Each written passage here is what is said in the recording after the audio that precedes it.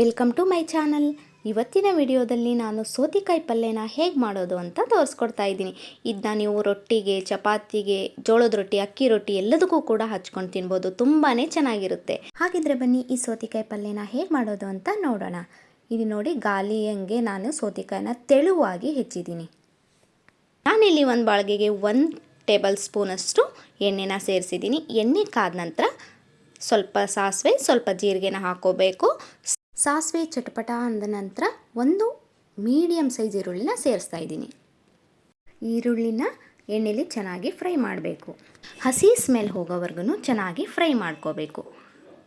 ಯಾರೆಲ್ಲ ನನ್ನ ಚಾನಲ್ನ ನೋಡ್ತಾ ಇದ್ದೀರಾ, ನನ್ನ ಚಾನಲ್ನ ಸಬ್ಸ್ಕ್ರೈಬ್ ಮಾಡ್ಕೊಂಡು ನೋಡಿ. ನಿಮ್ಮೆಲ್ಲರ ಸಪೋರ್ಟು ನನಗೆ ತುಂಬಾ ಮುಖ್ಯ. ನೀವೆಲ್ಲರೂ ಸಪೋರ್ಟ್ ಮಾಡ್ತೀರಾ ಅಂದ್ಕೊಂಡಿದ್ದೀನಿ. ನೋಡಿ, ಇವಾಗ ಈರುಳ್ಳಿ ಸ್ವಲ್ಪ ಫ್ರೈ ಆದ ನಂತರ ಹಸಿ ಮೆಣಸಿಕಾಯಿ ಪೇಸ್ಟ್ನ ಸೇರಿಸ್ತಾ ಇದ್ದೀನಿ.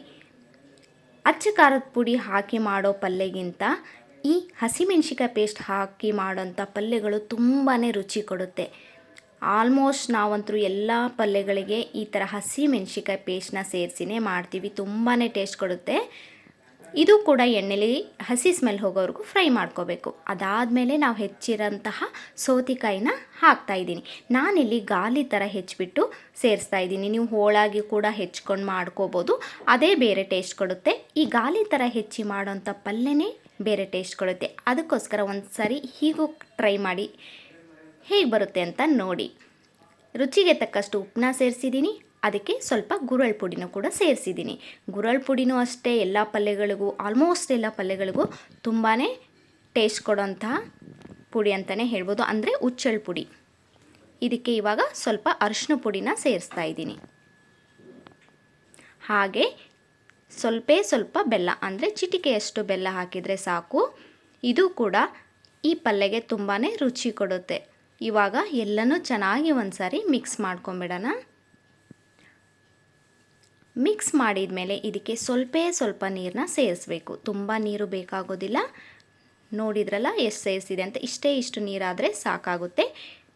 ನೀರನ್ನ ಸೇರಿಸ್ಬಿಟ್ಟು ಮೇಲ್ಗಡೆ ಒಂದು ಪ್ಲೇಟ್ನ ಮುಚ್ಚಿಟ್ಟು ಸ್ವಲ್ಪ ಹೊತ್ತು ಮೀಡಿಯಮ್ ಫ್ಲೇಮಲ್ಲಿ ಚೆನ್ನಾಗಿ ಬೇಯಿಸ್ಕೋಬೇಕು. ನೀವು ಸೌತೆಕಾಯಿ ಹೆಚ್ಚುವಾಗ ತೆಳುವಾಗಿ ಹೆಚ್ಚಿದರೆ ಚೆನ್ನಾಗಿ ಬೇಯುತ್ತೆ. ನೋಡಿ, ಇವಾಗ ಸೌತೆಕಾಯಿ ಪಲ್ಯ ರೆಡಿಯಾಗಿದೆ. ನೋಡಿದ್ರಲ್ಲ ಎಷ್ಟು ಈಸಿಯಾಗಿ, ಎಷ್ಟು ಕಡಿಮೆ ಸಮಯದಲ್ಲಿ ಈ ಸೌತೆಕಾಯಿ ಪಲ್ಯನ ಮಾಡ್ಕೋಬೋದು ಅಂತ.